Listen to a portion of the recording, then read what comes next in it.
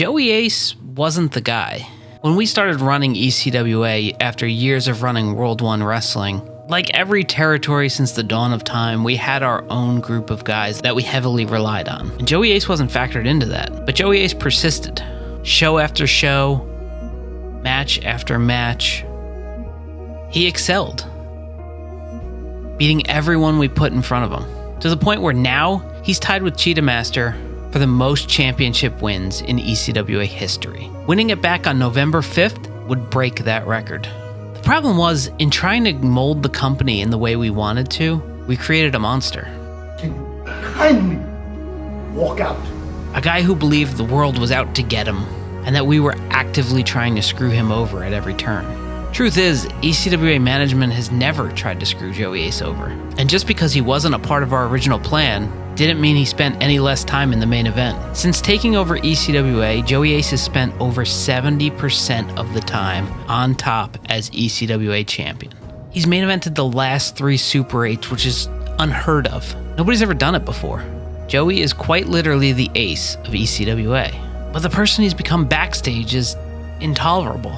The person he is in the ring, however, has become unstoppable. Erica Leigh wasn't the girl. She was booked with 8 other competitors in a tournament, and she lost in the very first round. Mino, it's like, what do I gotta do to win? 2! Wow. But something happened that day. She won over the hearts of everyone in the building and everybody watching online, to the point that we knew we had something special on our hands. She would make history and compete in the men's Super 8 tournament, the first female to ever do so. Not only did she compete, she made it to the finals, surprising everybody, including management. From there, it was clear she needed to compete once again in the women's Super 8 tournament.